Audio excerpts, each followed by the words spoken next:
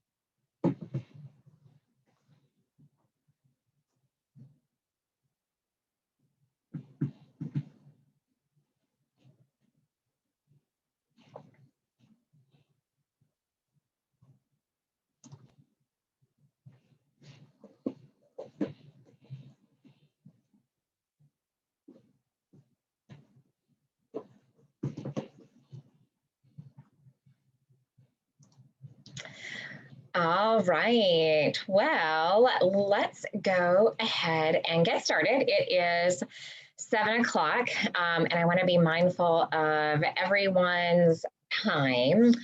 So this is February 16th, Tuesday, February 16th, and we are in the middle of a love month. Tonight, we are actually going to be talking about how to keep it hot, right? And how to keep things spicy within your relationship and with your sexual intimacy. And so this is probably one of my most favorite talks that I always do because it really starts to plant some seeds with people on how to spice things up and how do we really keep that spark alive within our relationship. We do know that as relationships go on, that they ebb and flow and that they actually go through certain types of phases through that. And scientifically, we understand that you have the honeymoon phase at the beginning, then you have like your comfy phase, and kind of moving through those phases of that relationship, and that things kind of get very normal, sometimes boring. Sometimes people feel actually like they're roommates. I get that statement a lot when it comes to talking to my patients about how they feel their relationship is going. These are couples that have been together for 18 months, 18 years, 18 days, sometimes, so it's all over the place. So it just depends on how you're feeling and, again, that connection that you are having with your partner. So with that being said, let's go ahead and get started. So why Love Month, right? I get this question actually quite often of why we do Love Month. So this actually started my goodness, I think about 8 years ago, where I was really wanting to increase the awareness of talking about sexual health and sexuality. It's a topic that is so stigmatized, it is shamed, it is taboo. There's all of these negative things that come with it. And that we think if we talk about it, that it's going to give permission to people to just have sex wild, running around all over the place. And we know that that's not true, that education really is power, and that the more that we talk about things openly, that the more we question and the more we are comfortable then with our bodies, with talking about consent, with talking about communication. So with that being said, let's go to our first slide. So first thing is first, if we're going to talk about how to keep it hot, we have to make sure that we are actually talking about what are the things that we want, right, within that relationship. Communication is one of those key things that we talk about within a relationship. I want you to think about right now, as we are sitting on this presentation, of how do you practice communication in your relationship at this moment. And a lot of times you're going to be thinking about, well, I talk, or it's with a hand gesture, but it's a lot more than that also. I'm going to let you all sit with that for just a second to think about ways that you are, again, practicing that communication within your relationship. What do you think are maybe some positive ways that you are communicating with your partner? You say thank you. You say you're welcome. I love you. That's great. That makes me happy, right? Those are all positive things that we think about within that relationship. The other thing when we start thinking about is what are the ways that we can communicate, again, it's not just verbal, it's touching, it's those physical things that we're doing, it's the interactions, right? So it's the eye roll whenever they make a comment, or it's turning them away, or it's not saying something, right? So a lot of times it can be, I'm so mad at them that I'm not going to help take the trash out today. So it's an action too, right? Those are the ways that we communicate also. So when thinking about communicating, we have to be very mindful, and we definitely have to use words.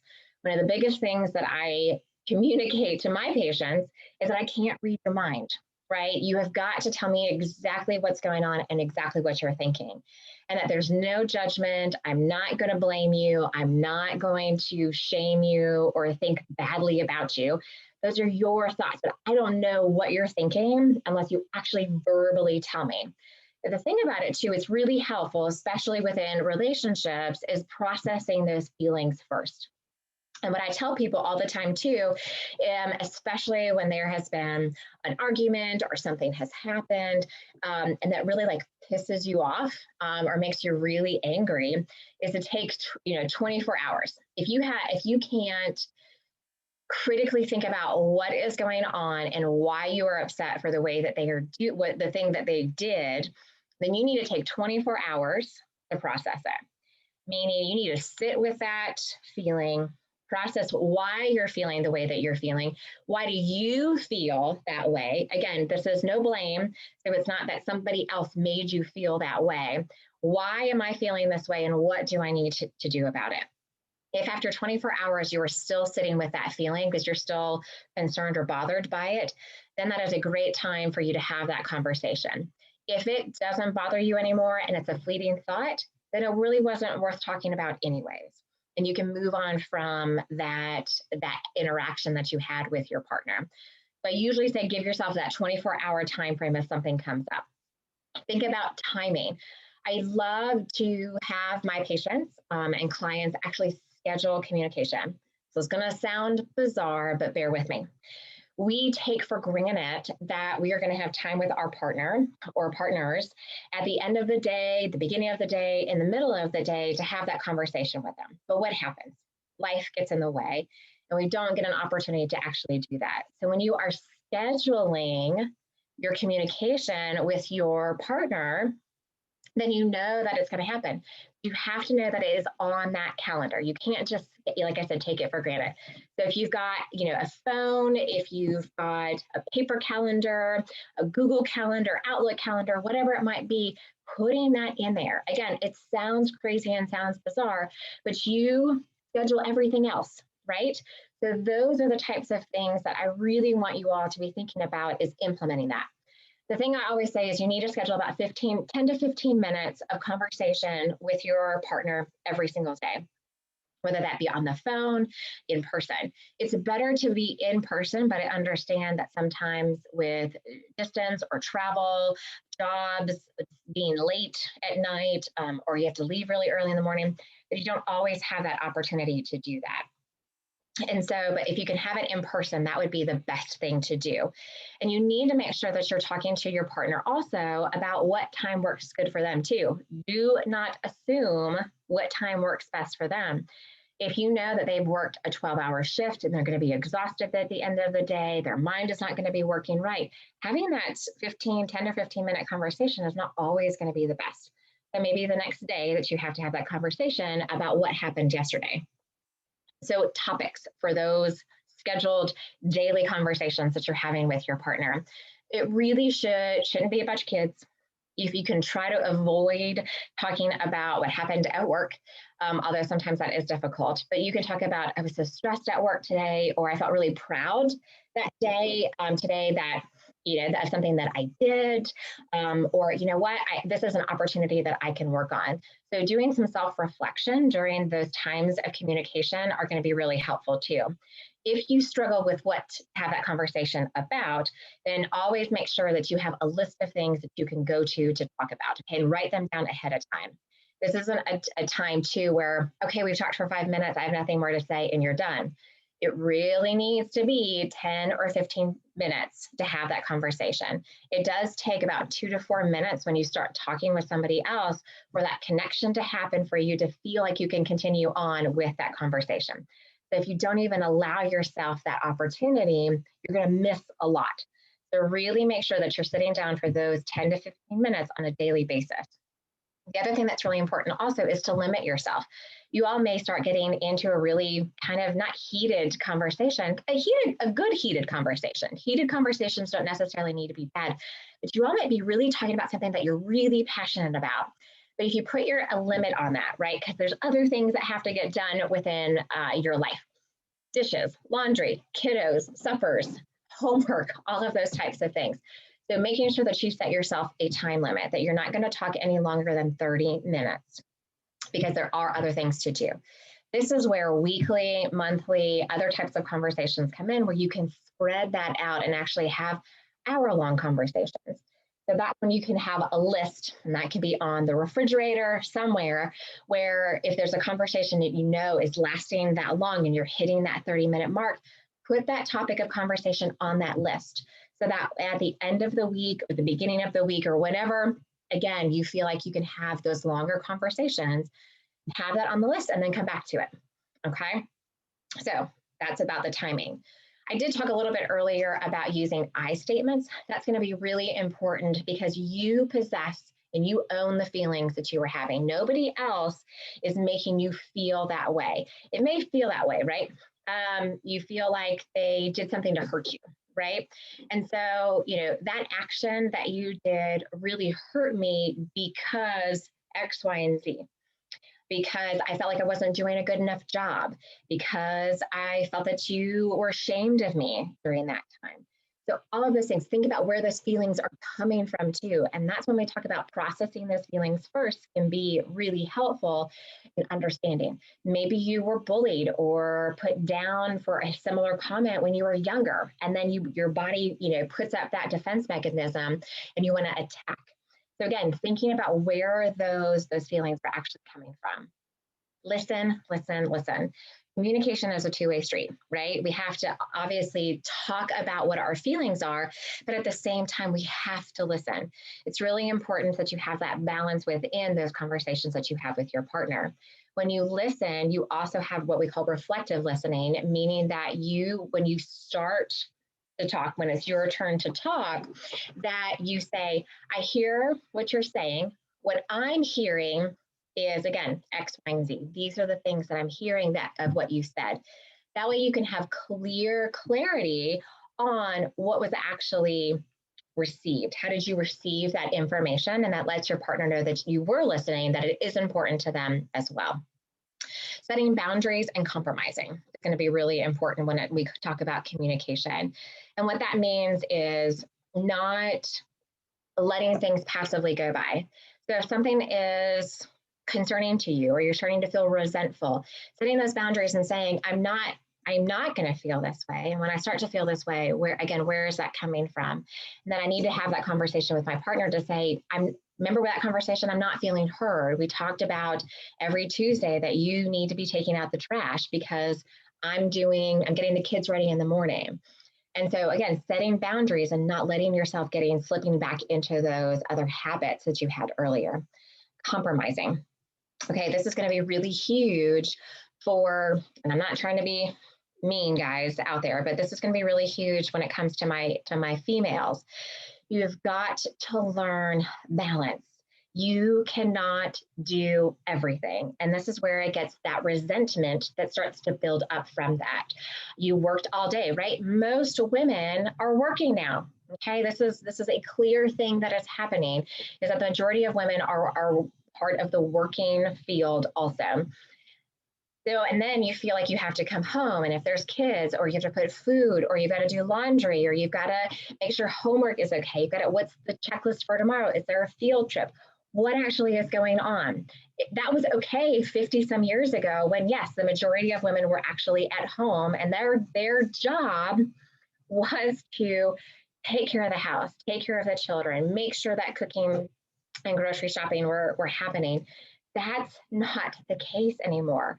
So guys, if you're listening to me, it's really important to support your spouse, your female spouse, if that's the case of what's going on, or your female identified partner, and that there needs to be some balance and there needs to be some compromise. This isn't necessarily percentages, okay? Everybody needs to be in what they're doing 100% rather than splitting it up and going 50-50 or 40 and 60, that sort of thing. So really, you've got to think about what's going on and open your eyes and look up, okay? Because you're going to be seeing everything that's going on. There are cues everywhere. That's another good way to be a communicator, is to visually look around and see what's happening in your environment. So a lot of times people are too prideful to ask for help, that they think that they have to do it all. That is not going to be the case here. Look up and see what's going on with your surroundings. And that's what I mean by compromise.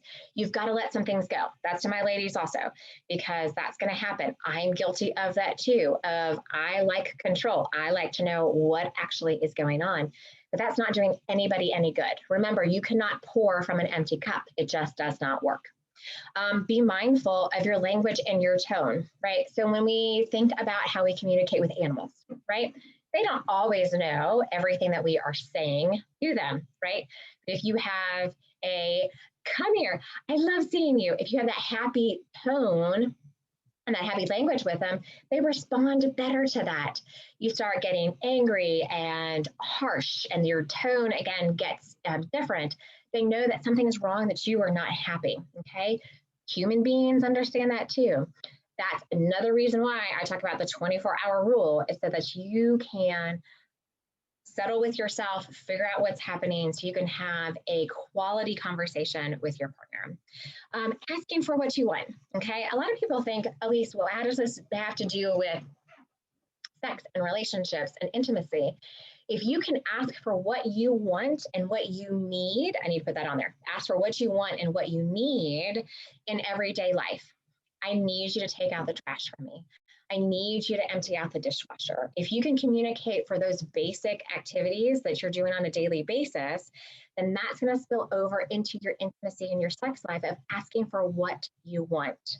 Women are afraid to ask for what they want all the time. And having those conversations ahead of time are going to be really key in going, I need more clitoral stimulation. I need more internal stimulation. I need more nipple stimulation.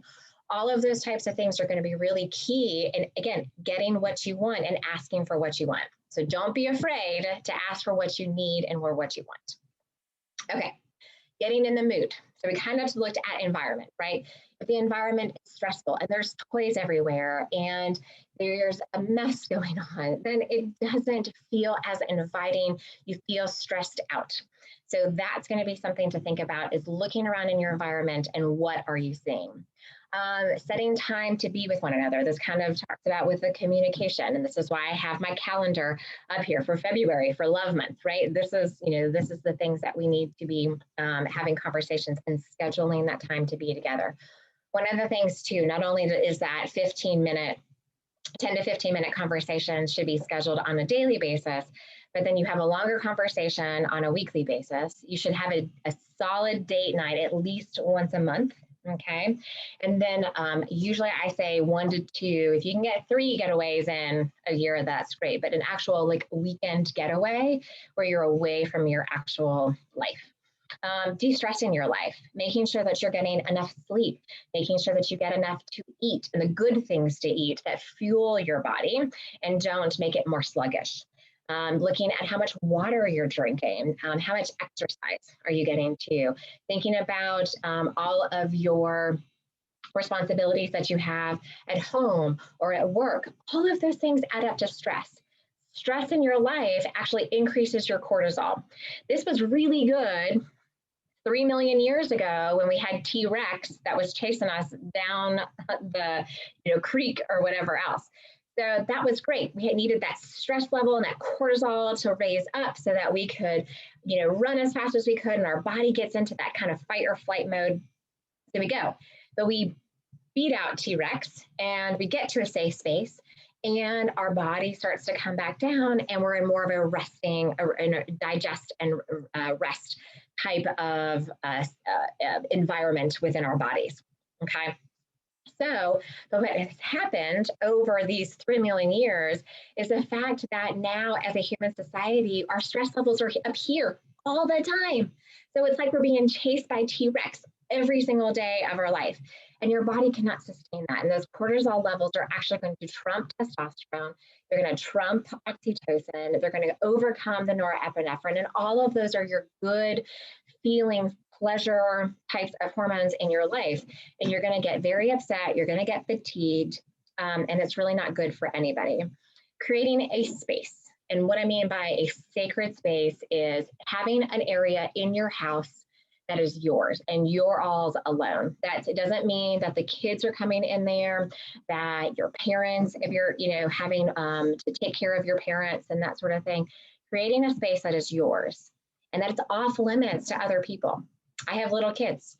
My kids know that our bedroom is our bedroom and that it's off limits to them. They can come in, they can, again, visit, do what they need to, but this isn't some place to like hang out. No, they've got to go someplace else. This is mommy and daddy's space, and that's what it is. You got to name it too. You can't just assume that people know that it's your space. And make it sacred. Make it what you want it to be. Decorate it. Put things up that excite you. Maybe you want some candles in there. Maybe you want some fragrance. Maybe it's the sheets that you have on there, something that you're seeing. Maybe it's the paintings and the art that's in there. So again, creating a sacred space is really important. Touching and kissing on a daily basis is going to be really important without the expectation of sex. Okay, so that we know alone that touching and kissing is going to be really important to set the mood. This is foreplay from the time that you stopped your previous sexual encounter up into the next one. Okay, everything that you are doing on a daily basis is leading up to that. So it's not just the 20 minutes before orgasm happens or arousal or anything like that. This is constantly ebbing, constantly flowing. So touching on a daily basis, when you walk by your partner, touch the small of their back, touch their shoulder, touch their arm, grope their cute buttock area. Do all of those types of things. And all of that helps to stimulate those good, pleasurable neurochemicals. Again, testosterone, oxytocin, norepinephrine, all of those good pleasure hormones, and it starts compounding them, okay, in your brain. Kissing is really important. These lips right here, it takes about 60 to 120 seconds, so 1 to 2 minutes of lip lock action in order for those neurons to start kickstarting in that limbic system in your brain, which is that pleasure center. So with that being said, when was the last time you had a really good makeout session? And a lot of people, if you cannot answer that question within a couple of seconds, it's been too long. So making sure that you're scheduling these kissing sessions, and that can be really important too. Make them a daily part of your routine, whatever works for you, but you got to get really good makeout sessions at least a couple of times a week. They don't have to be 15, 30 minutes long, nothing like that. But if you can get in 2 to 3 minutes of lip lock action, that's really going to start your body and your brain moving in that right direction. Scheduling intimacy dates, again, it sounds crazy to actually do that, but people are busy, lives are busy. And especially for a lot of people, there's that pressure that builds up that every time they're going to touch, every time that they're going to kiss, that something's going to happen. If you know when it's going to happen, you can prepare yourself better for that. So you can do some mindfulness breathing, help to decrease some of the anxiety that goes along with it. Getting in the mood too also means finding your pleasure zones. So we're not talking about just genitals and breast. There's a lot of other erogenous zones that are all over your body. The skin is one of the largest sex organs. Touch is so important. We know this. Some of the certain things, other places on your body, the collarbone, the clavicle can be very erotic. The earlobes, especially the nose, actually has erectile tissue in it as well and can swell during sexual arousal.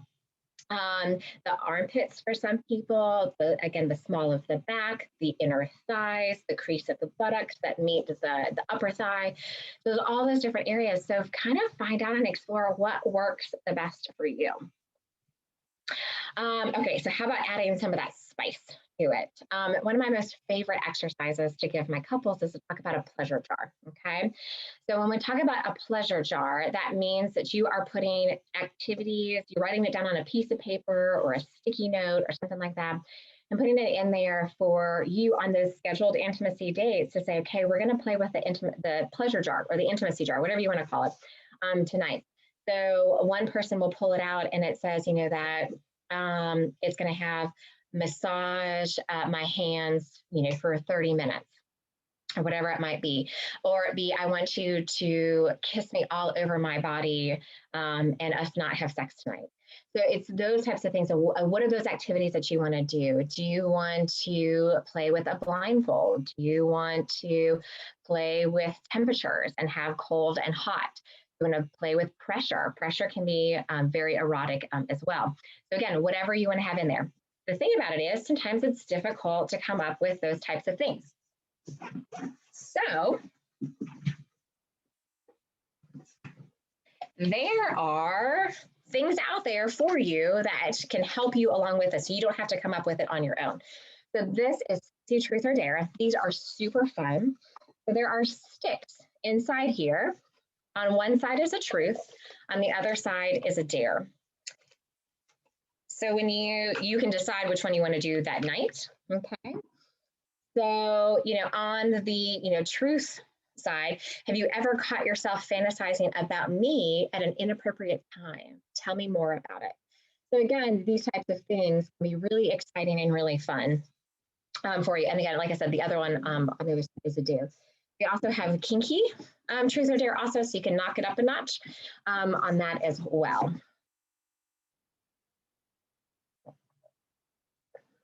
Love notes. When was the last time you wrote a love note to your partner? Or when was the last time you wrote a love note to yourself? We oftentimes think about that you have to have a partner in order to have pleasure, and that's not it at all. A lot of these things actually flow over into solo play, right? So writing love notes to yourself. I love this on this little image here with it has the love notes on there. So it's just those little things. Again, you're starting to plant these little seeds inside the brain that say, I love you, I care about you, I'm thinking about you. Writing notes in somebody's lunchbox on a daily basis, putting love notes in really creative places. You know, it's going to be really sunny that day and they're going to be using their sun visor. Putting a note up in there, put it in their wallet, put it in their purse, leave it by their keys. Any of those types of things can be really fun and exciting for you. Erotic literature. There are all sorts of websites and places that you can actually get erotic literature. Lit Erotica is a website that you can go to that has different poems, different short stories. So if you want to read to your partner, that can be a great thing to do too. Audible actually has some books on there. They have a passion kind of intimacy section. So you can actually listen to it. And sometimes that might be fun with the massage piece of it. Maybe you start listening to some of that. Those books on Audible, which is very different than actually watching something, because you get to make up this kind of storyline and you get to make up what people actually look like in your head versus what we look at when we think of like porn. That it's much more different when we think about that. Massage. We often forget that massage is a form of intimacy. So even if it's just a hand massage, that can be very intimate, be very erotic, using a massage oil into the hands. And a lot of times that may actually lead to a shoulder rub or a back rub.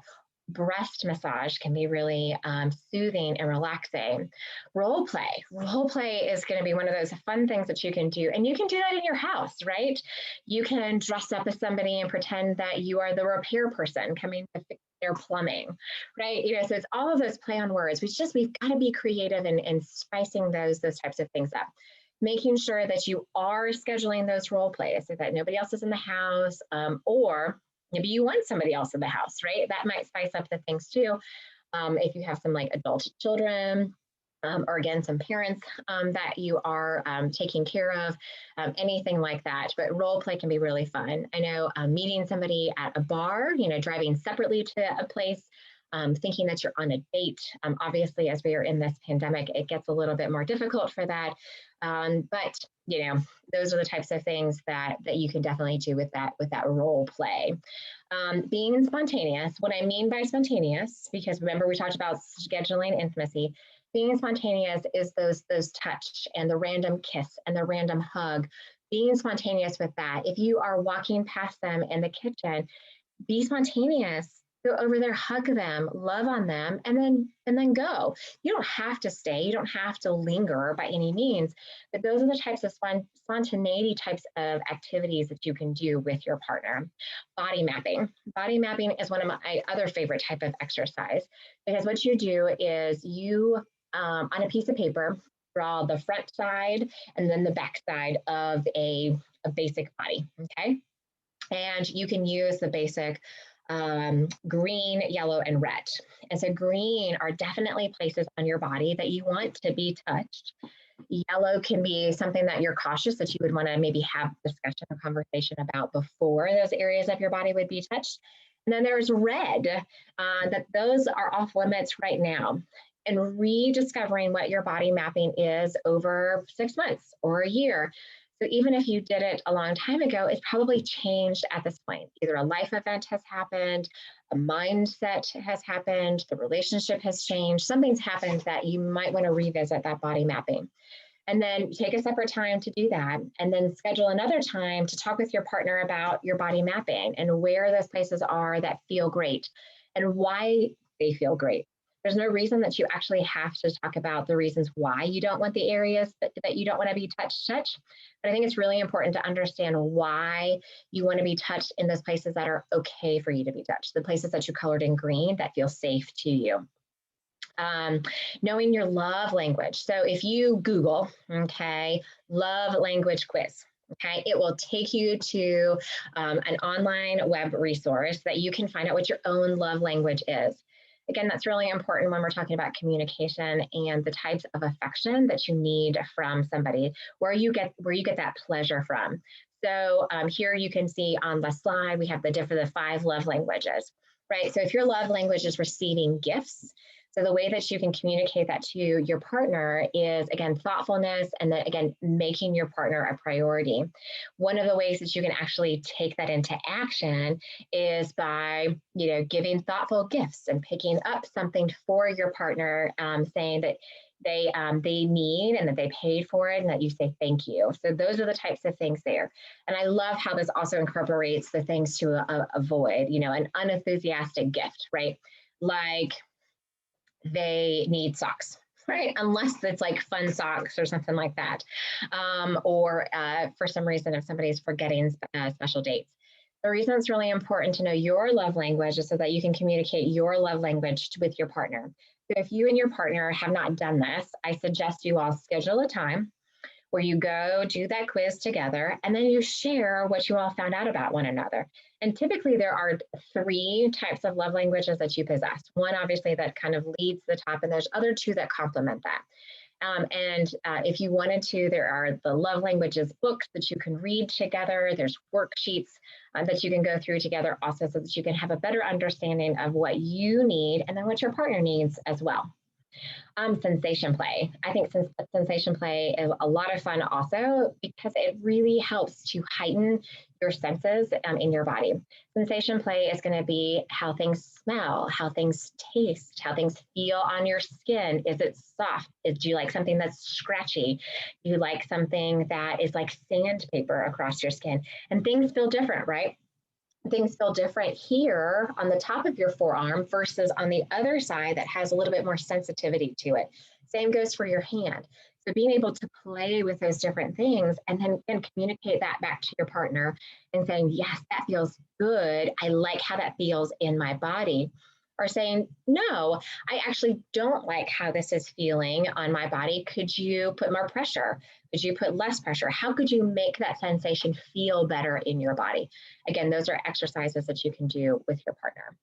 So something really fun. There is no scientific research out there that says that there are aphrodisiac foods, right? We can kind of say that there are certain things out there that may enhance our sexual arousal, our sexual desires, but at the same time, there really isn't. But I find it really fascinating and fun. There is a website. Oh my goodness, I'm blanking at the moment, but it's the Aphrodisiac Food of the Month. And I'm sure that you can Google or search it for that. And you'll get an email and they'll talk about it. So that might be something fun, again, when you're scheduling your date night, if you wanted to incorporate that type of food. And what that does is it does create kind of a placebo effect. However, it really starts to release those chemicals in your brain again that gets you thinking about those intimacy and that sexuality times. But avocados. Avocados are one of my most favorite foods. I love the texture of them. I think that they go with a lot. Who doesn't like guacamole, right? I know that a lot of people do. But avocados, it's actually more of the physical appearance of the avocado that has gotten its reputation as being an aphrodisiac. The way that avocados hang on the trees, the avocado trees, it looks like testicles, like a scrotum. It looks like a testicle in that area. So that is actually what the Mayans had actually come up with for that. When we think about more of the nutritious aspect of avocados, it really brings in those good fats in our body that actually help to support our sex steroids like testosterone and estrogen. So again, you're going back to those building blocks to make sure that those sex steroids are operating optimally. Now, this one is the tomato, and this has been shown as the apple, what do they call it? Goodness, now I've forgotten about it. But anyways, this is like the food of love. It's ripe, it's juicy, it's plump. It has all of that appearance of that. And actually, the acidity within tomatoes too, when you bite into them, both on your tongue and your lips, it has some properties to actually increase arousal. So that's one of the things that is a tomato. In the 19th century, it was actually debated in some Catholic discussions of whether they should ban the tomato actually as a food because of this erotic types of properties that go along with it.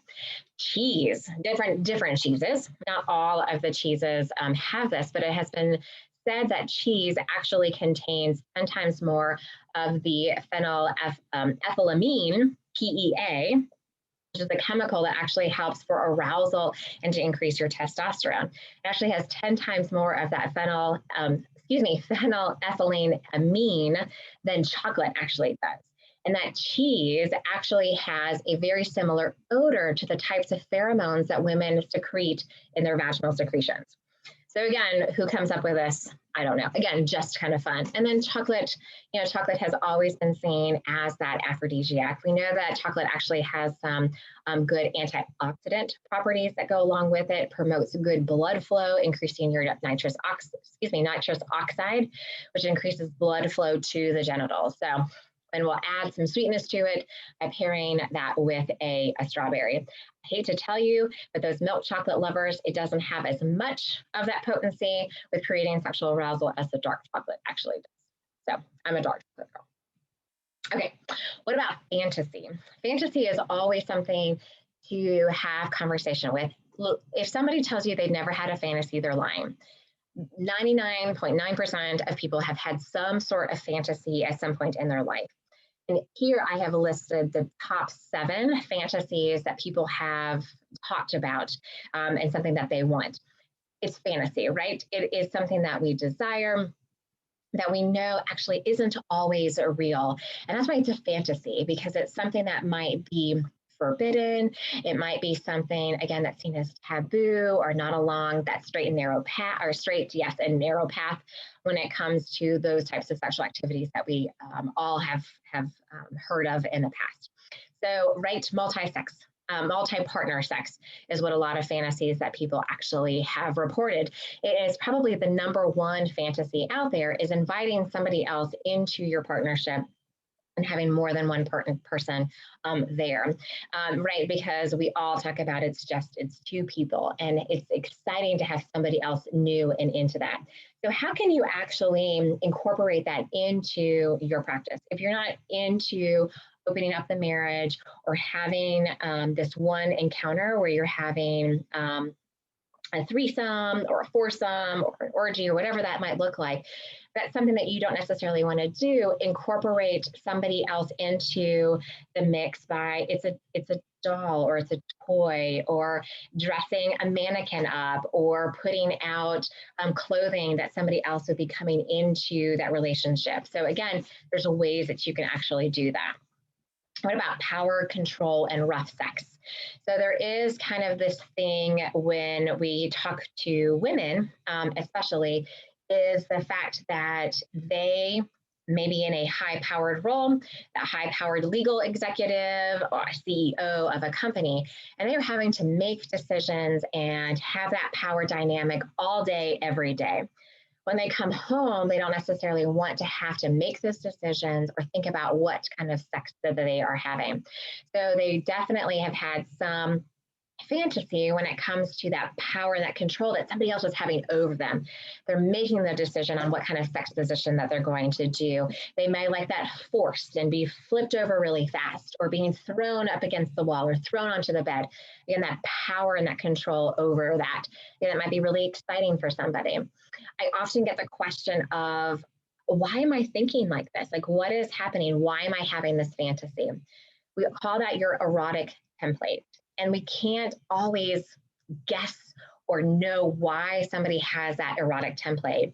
There was something that happened earlier in your life that kind of excited you, got a little bit turned on. I'm sure all of you can actually remember a perfume or a cologne of one of your very first partners. It was Cool Water, and I can totally remember that scent. And anytime I smell it, I think of that one person that wore it all of the time. It's just like when you go to your grandmother's house and they were baking cookies, and every time you smell cookies, you think about your grandmother. So again, it's within that erotic template of what sits in your brain to heighten those times of sexual pleasure and what we try to bring out. Novelty, being adventurous or adding some variety. So I talk to people and my patients a lot of times that when they were back in high school, where was like the number one place that they'd like to go to make out? So they went parking, right? They went we live in Asheville, North Carolina, so we have tons of mountains here. They went up, drove up on the parkway, and they parked, and they had a really good makeout session. So do that, be adventurous again. If you live in a safer type of atmosphere where you don't have, or a safer home or residence where you don't have necessarily a neighbor that's, 2, 3 feet and house is right next to you, maybe having sex outside on your porch, that maybe somebody else isn't seeing you, but it's still, we think about sex as missionary, penis and vagina in your bedroom. So, doing it someplace else it creates that variety and that excitement there as well. We talked about multi-partner sex when we talked about like kind of opening up the relationship, consensual non-monogamy, polyamory. Is one of those types of relationships that you can have. If that is something that you are considering, I definitely strongly talking to somebody who is a mental health professional that can help talk you through that process. There is a lot of conversation and a lot of communication that needs to happen for those types of relationships to be successful. Not saying that that's a partnership that is always successful or always is going to fail, but just like with any relationship or partnership, there's going to be times where you'll be at a lull and there's more fighting or there's more lack of communication that might be happening. And so definitely having somebody else that you can talk to help navigate those types of relationships can be really helpful. Anything that is taboo or forbidden, right? Thinking about those types of things when it comes to maybe having a same-sex partner, has always been seen as taboo. Again, this is where, that may not be something taboo for somebody else. Remember, we have to talk about what's going to be in that erotic template for you. Passion and romance. Somebody just wants to be swept up in the middle of the hallway and just have that long makeout session that you see in the Hollywood movies, right? You just see that and you just salivate for something like that to happen. And so again, talking with your partner about that fantasy can possibly bring that to life for you so that you have that opportunity and you get to feel that passion and that excitement that's happening. You can, when we talk about role play, maybe creating a scene from one of your favorite movies can always be exciting as well. And then again, having some erotic flexibility, exploring what might you like. And that brings us into the next conversation of kind of pushing those limits with adding some props. We can always take a really good note from our BDSM community and the fact that they have 3 different conversations before they while they're engaging in the sexual activity. So they have a conversation ahead of time. What feels safe to that person for this encounter? What are they wanting to do? What are their wants, needs, and desires at that time? And they're checking in during the whole sexual encounter to make sure that that person is going to feel safe, that things are consensual. And then the greatest thing that we can learn from the BDSM community is aftercare, right? We often are having a great time, you reach this great orgasm, you're exchanging all of this energy, everything feels good to you, and then that's it. And we kind of sit there, somebody picks up their phone, somebody goes to the bathroom, and that isn't completing the cycle of that encounter. Do you need water? Do you need food? Do you need to be hugged? Do you not need to be hugged? Do you need to turn on the TV? Do you need to listen to music? Do you need to hum? Do you need to sing? What is it that you really need to do? So aftercare is going to be really important for that. So these are all of the different types of props that you can add to it. I think vibrators are great. I love this finger vibrator. This is by Dame, which is a company that makes all different kinds of safe sex types of, or I should say safe sex, body safe types of sexual aids, especially for vibrators. So this can be really good. So you can put this along the jawline, you can put it on the nose, you can put it on the ears, so you can explore all around the body of where that vibration actually feels good when you're searching for those erogenous zones. Again, we often think that we have to just go straight for the nipples and the breasts or straight for the genitals, and that's not always the case. The fun thing about vibrators and that type of technique too is you can edge, right? You can edge towards those genitals and then pull away. So it's that excitement. It's getting kind of close, but not getting there and then having to back away. Dildos are a great accessory. I see actually a lot of prostate cancer patients that struggle sometimes with being able to achieve erections on their own. So using a strap-on with a dildo can be really exciting and fun, and you're still feeling like you're engaging in types of those normal sexual behaviors, but you're pushing the limits a little bit. Anal toys. Anal play has always been a fascination for human beings for thousands and thousands of years. The same nerve that innervates your genitals innervates your anus also. So it's no wonder that that actually creates some pleasure and different sensation as well.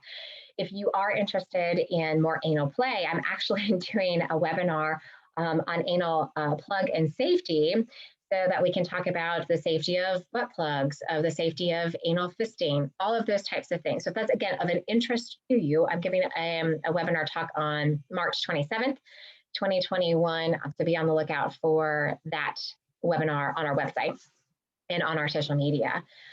Feathers, again, anything that you can play with sensations. So feathers and scarves are great. Bondage is really awesome too. Again, making sure that you are having that consensual conversation ahead of time, that is something that you want to do. Even if it's just bondage or a rope just on the wrist, it doesn't have to be tied down, but the fact that there's something restrictive on your wrist can be exciting. Okay, again, it's whatever you want it to be.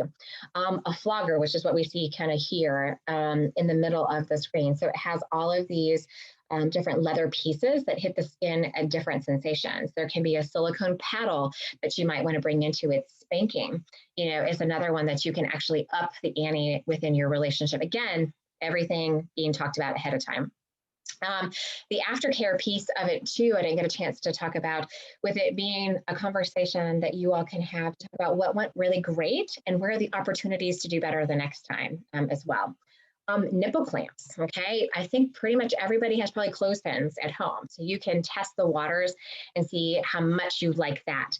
The thing about the nipple clamps is it's not necessarily the clamping part of it that actually gives you the erotic pleasure. It's the release of that rushes blood flow into those tissues to cause that sensation.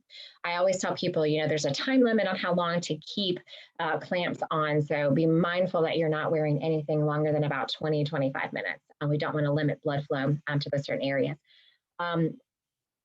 Clothespins can also be used to clamp onto the scrotum. Some people like that, or other parts of your skin too. We kind of talked about role playing and role playing with the different types of masks, or if you are wearing a feather boa, that you're, again, using that as part of your role play too. And again, lingerie, right? Feeling sexy and feeling good in your body is going to be great. If you are here in Asheville, or if you're not, you can always go online. Vavavoom is a great location for you to get actually all of these things. They've got great props. They have beautiful lingerie that fit all body types and can really help feel good. And it's not just for women too, lingerie. Guys can dress up too. Whatever feels good on your body and in your body is what you should do.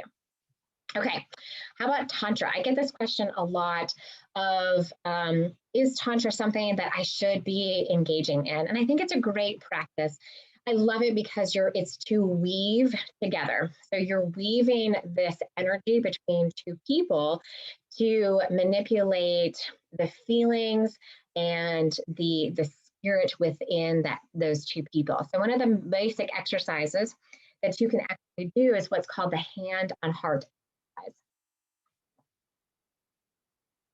So you can actually sit across from your partner, sit cross-legged. This is a really good example of this.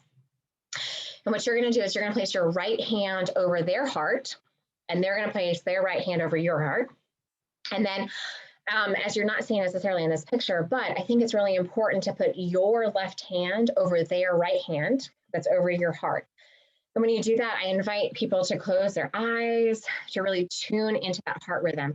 What are they feeling beating? What's the intensity of it? How much do they feel of it? Are they starting to feel some of that energy building? And how about that connection as well? And then you can incorporate that into more of an intimacy type of relationship. You all can keep clothes on, you can take clothes off. Again, whatever feels the most comfortable. A lot of people incorporate tantric practice like this with the hand over heart exercise before they actually engage in sex. So many times we have to come down from the stress of the day, what's been going on, or the stress that happened the day before, any of those types of things. So this is a great way to actually start to be present and in the moment with your partner, is to start off with an exercise like this. The other one that I do, you can do some mindfulness breathing exercises, again, to connect with your partner and help, again, be present in the moment. We're constantly thinking about having to do the laundry or the dishes, or I've got a brief that I've got to finish for tomorrow. And so by doing this type of exercise really helps to scatter all of that other noise that's in your brain, and again, be present in the moment for that. Okay. So we are wrapping things up with this conversation. So what have we learned through this whole process, right? Communication, communication, communication. I cannot preach that enough. That communication is really key into keeping things hot and spicy within your relationship. Spills over into asking for what you want. Again, doing this throughout your whole entire life and not assuming that people know what you want. So if you like to be touched slower, faster, more pressure, less pressure, asking for those types of things is going to be really important so that you are not only getting what you want and need and desire, that your partner is getting that as well. Be willing to explore. If anything that has come out from COVID is that life is super short and that we need to be more willing to explore and to get out there and to have fun and to be silly, right? And sometimes things just don't work. Like you may have tried and put the strap on and you're trying to have penetration and it's just not working. So laugh, right? Laughing is so important for your body to recognize that this is still safe, that this is okay, and that using that as an opportunity to say, okay, we're going to cross this off our list. This is something that is not enjoyable for us to actually do. So again, those are the types of things that I have found helpful in, again, keeping the relationship fun and spicy. I invite you all to send me questions if you have them, Aleece at Fosnight Center, or definitely visiting our website. You can do that. We do have a few minutes for those that are with us live. So if there's some questions, by all means, you can put them into the chat. Send them to me privately, or by all means, throw them up there into the question and answer. So I'll give somebody a few minutes. I hope this was helpful and that you all learned something fun and unique. And again, trying things out on your own first can be really helpful also. So again, if you are wanting to maybe bring in a feather into play, grab the feather and take some time to put it on your skin first to see if that really works well for you, if you even like it. Now, granted, the sensation that you feel from self-stimulation and using it on your body is going to be very different than somebody else. But again, it gives your body a little bit of exposure to see maybe that's something I would like to do. Visiting, again, a safe sex store can be really helpful in figuring out maybe what are some of those different types of props that you would want to incorporate into your next sexual encounter. And again, talking about it with your partner. Again, having those open conversations of what would you like to do? What are you wanting to do? What are you feeling up for the next time that we have a sexual encounter? Well, awesome. Well, thank you all so much for being a part of this presentation tonight. All of the Love Month presentations are being recorded.